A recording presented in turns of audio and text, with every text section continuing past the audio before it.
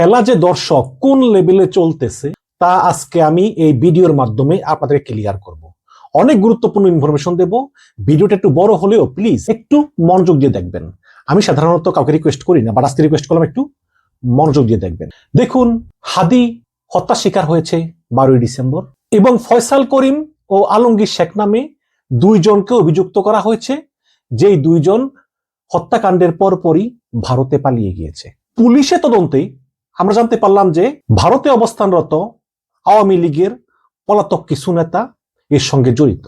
কিন্তু প্রশ্ন হচ্ছে, যদি আওয়ামী লীগ কাউকে মারতেই চায়, সেটা হাদি কেন? জুলাইয়ের আগে আমরা হাদিকে কয়জনে চিনতাম? নাহিদ না কেন, হাসনাত না কেন? এরা তো আওয়ামী লীগের আরো বড় টার্গেট হওয়া উচিত। হাদি কেন? হাদিকে ফয়সাল করিম মেরেছে, কোনো সন্দেহ নেই, কিন্তু ফয়সাল করিম কার কথায় মেরেছে? কে সেই ব্যক্তি? সে কি আওয়ামী লীগ নাকি অন্য কেউ, যে হাদি মারা গেলে যার সবচেয়ে লাভ হয়? এবং ফয়সাল করিমের কাছে যে 218 কোটি টাকা চেক পাওয়া গিয়েছে, সেই চেক কেন ফয়সাল করিম ক্যাশ করতে পারলো না? একটা লোককে মারতে কি 218 কোটি টাকা লাগে? 218 কোটি টাকা দিয়ে তো সিঙ্গাপুর থেকে আরো ভালো ভালো শুটার আনা যায়। এই 218 কোটি টাকা দিয়ে তো আরো অনেকজনকে মারা যায়। এই সব রহস্যের সমাধান হয়তো কখনোই হবে না। কিন্তু এখন প্রশ্ন হচ্ছে যে হঠাৎ করে এই হাদির বিচারের দাবিতে কেন আজকে এই ইনকিলাব মঞ্চ যমুনার সামনে আসলো? দেখুন, ইউনূস সরকার হাদি হত্যাকাণ্ডের বিচারের জন্য যা যা করার দরকার করেছে। শুটার ফয়সাল করিম ভারতে পালিয়ে গিয়েছে, ভারত স্বীকারই করতেছে না যে পালাইছে। এখন ইউনূস কি করবে? ইউনূস কি ভারতের সঙ্গে যুদ্ধ করবে? পারবে না তো। শেখ হাসিনার বিচার এত তড়িৎ গতিতে হয়েছে, তারপরেও 1 বছর 1 মাসের মতো সময় লাগছে রায় ঘোষণা করতে। একটা প্রসেস তো আছে। তারপরেও এই হাদি হত্যাকাণ্ডের বিচারের দাবিতে দিনের পর দিন তারা শাহবাগ দখল করে রেখেছে। সরকার কিচ্ছু বলে নেই। আরে বাংলাদেশে তো আরো অনেক খুন হয় না? যার যা সে বোঝে। হাদি মারা গেছে, হাদির পরিবার কষ্ট পায়, অন্য মারা গেলে তার পরিবার কষ্ট পায় না? পায় তো। এখন যখন হাদির ভাইকে স্কিল্ড ওয়ার্কার না হওয়া সত্ত্বেও তাকে যুক্তরাজ্যের বার্মিংহাম দূতাবাসে চাকরি দিয়ে পাঠালো, হাদির বউকে 1 কোটি টাকা ক্যাশ আর 1 কোটি টাকার ফ্ল্যাট দিল, তখনও তারা বলে নাই যে আমরা ফ্ল্যাট নিব না, আমরা বিচার চাই। সেটা তো বলে নেই, নিয়েছে কিন্তু। এখন এই যে যমুনা ঘেরাও, নির্বাচনের আর মাত্র 5 দিন বাকি আছে। এখন কি যমুনা ঘেরাও করার সময়? ইউনূস সরকার কি করতে পারতো বলেন? খুনি পালিয়ে গেছে ভারতে। ইউনূস সরকার সেই খুনির বাবা, মা, স্ত্রী, প্রেমিকা সহ 14 গোষ্ঠীকে জেলে ভরে রেখেছে। ইনকিলাব মঞ্চ বলতেছে আমরা বিচার চাই, কিন্তু কোন প্রক্রিয়া বিচার চাই সেটা কিন্তু বলতেছে না। পরে বলল আমরা চাই জাতিসংঘ হিউম্যান রাইটস কাউন্সিল তদন্ত করে দেখুক। ইউনূস সরকার বলল ঠিক আছে বাবা, আজকে শুক্রবার, কালকে শনিবার, রবিবার অফিস খুলুক, তখন আমরা আনুষ্ঠানিকভাবে জাতিসংঘের কাছে চিঠি লিখবো। আপনি রবিবার পর্যন্ত সময় দিবেন না? সময় দেয় নাই কিন্তু। সেই হাদি মারা গেল। হাদি মারা যাওয়ার পরে বেগম জিয়া মারা গেল। ইরানে সরকার বিরোধী আন্দোলনে বহু লোক মারা গেল। ভেনেজুয়েলা থেকে মাদুরাকে ট্রাম্প অ্যারেস্ট করে নিয়ে গেল। গঙ্গায় কত পানি গড়ালো। তারপরও হাদি প্রাসঙ্গিক আছে এবং থাকা উচিত। হাদি হচ্ছে বিপ্লবী, এবং হাদির জানাজা যেভাবে মানুষ হয়েছে তাতে বোঝা গিয়েছে মানুষ হাদিকে কত ভালোবাসত। এবং জুলাই হত্যাকাণ্ডের কারণে তো আওয়ামী লীগ রাজনীতি থেকে একেবারে অপ্রাসঙ্গিক হয়ে গিয়েছেই। হাদির মৃত্যুতে অভিযুক্ত হওয়ার পর আওয়ামী লীগ রাজনীতি থেকে আরো অপ্রাসঙ্গিক হয়ে পড়ল। এখন সেই ইনকিলাব মঞ্চ যমুনার সামনে আন্দোলন করে, যখন নির্বাচনের মাত্র 5 দিন বাকি। এখন আপনারাই বলেন যে ইউনূস সরকারের আর কি করার আছে বলেন আপনি? তারা কি করতে পারে? কিছুই করতে পারে না। এটা কি ইনকিলাব মঞ্চ জানে না? নিশ্চয়ই জানে। তাহলে প্রশ্ন হচ্ছে যে জেনে শুনেও তারা কেন আজকে এই যমুনা অবরোধ করতে গেল? তারা হোটেল ইন্টারকন্টিনেন্টালের সামনে ছিল, সেখান থেকে উঠছে, উইঠা যমুনা দিকে রওনা করছে, পুলিশ বাধা দেয় নাই। যখন তারা একদম যমুনার মেইন গেট, সেই গেট খুলে ইউনূসকে তারা ঘেরাও করবে, এটা কি মেনে নেওয়া যায়? তবে এটাও নিন্দনীয় যে পুলিশ অনেক বাড়াবাড়ি করে ফেলেছে, পুলিশ অনেক খারাপ অঙ্গভঙ্গি করেছে, আবার বলে আয় আয় হাদিল্লাস দিমু, এগুলো কিন্তু উচিত হয়নি। এদেরকে থামানোর জন্য আর কি করার আছে আপনি আমাকে বলেন। এখন সে কি প্রশ্ন, এটা কি ইনকিলাব মঞ্চ জানে না যে ইউনূস সরকারের কিছু করার নাই? যেখানে খুনি ভারতে পলাতক, ভারত স্বীকার করতেছে না, খুনির বাপ মা 14 গোষ্ঠীরে জেলে ভরে রাখছে, সেখানে আর কি করার আছে? তো এই ইনকিলাব মঞ্চের ডক্টর ইউনূসের বাসভবন যমুনা ঘেরাও করার কারণটাও কিন্তু অনেক গভীর। আপনি খেয়াল করলে দেখবেন যে ইনকিলাব মঞ্চ কিন্তু জামাত ইসলামেরই আরেকটা অঙ্গ সংগঠন।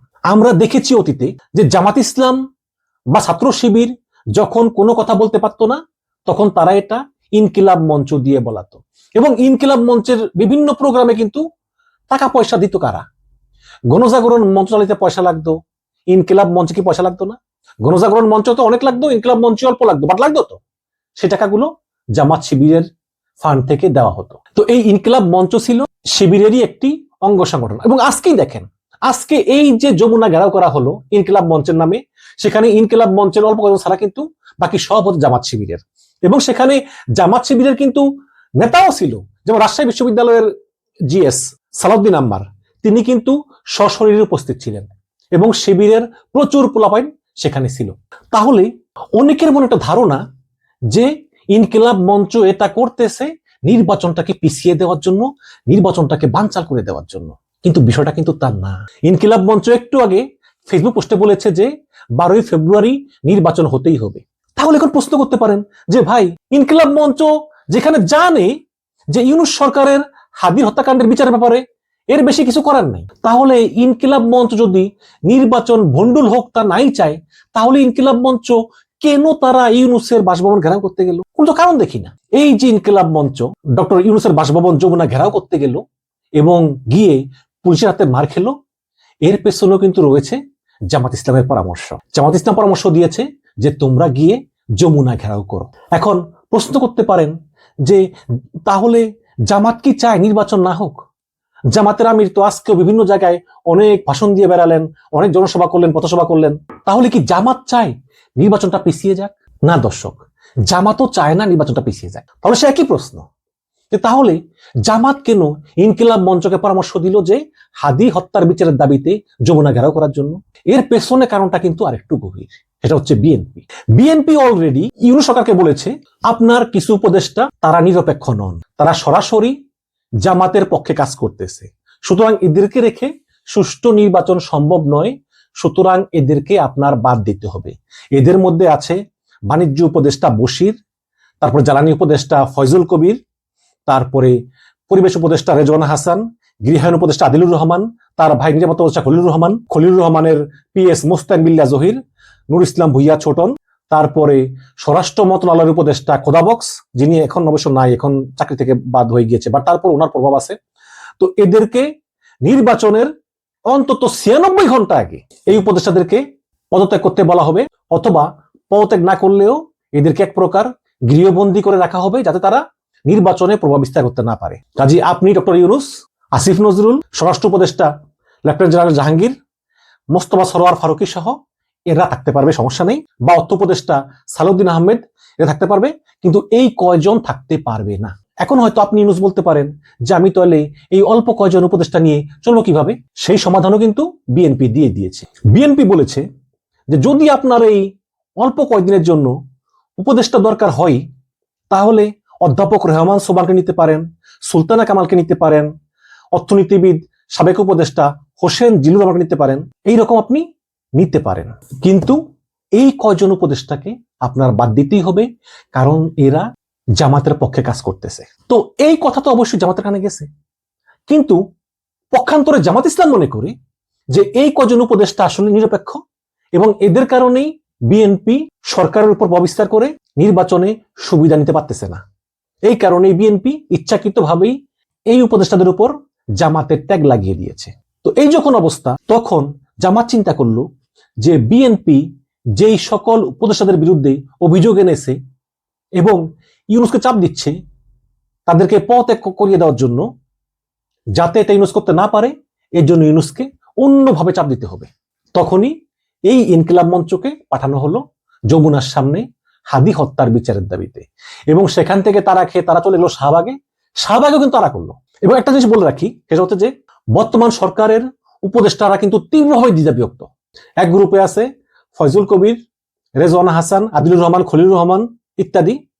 আরেক গ্রুপে আছে তৌহিদ হাসান, আসিফ নজরুল, সালাউদ্দিন আহমেদ, মোস্তফা সরোয়ার ফারুকী। কাজেই এই ইউনূস সরকারের উপদেষ্টারা পুরো এটা দুইটা ভাগে বিভক্ত, এবং এর সুযোগ নিচ্ছে কিন্তু এই বিএনপি জামাত, এই দুই দলই, এবং উভয় দলই চায় সরকারের উপর প্রভাব বিস্তার করার জন্য যে যেভাবে পারে।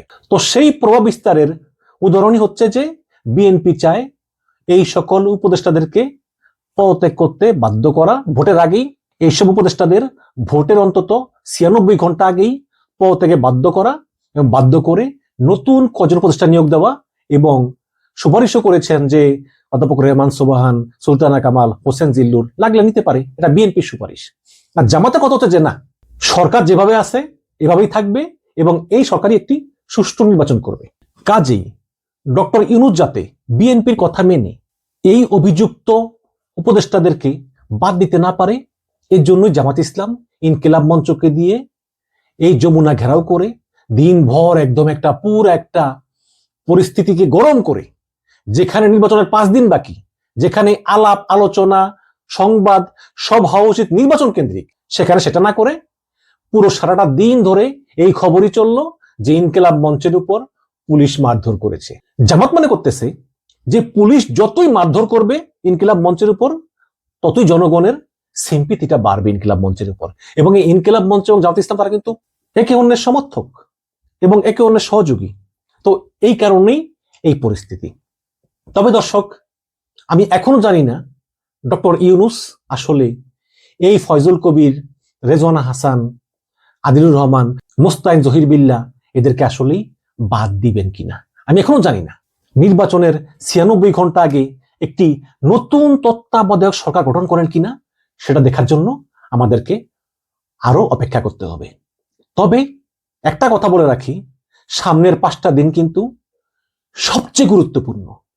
এই 5টা দিনে অনেক কিছু ঘটবে। নির্বাচন হবে কি হবে না, হলে কি হবে, আবার হলে কোন দল কি পরিমাণ প্রভাব বিস্তার করবে, এই সব কিছু কিন্তু এই সামনের 5টা দিনের কর্মকাণ্ডের উপরেই কিন্তু নির্ভর করবে এবং পরিবর্তিত হবে। দর্শক, আপনাদের মতামত জানতে চাই।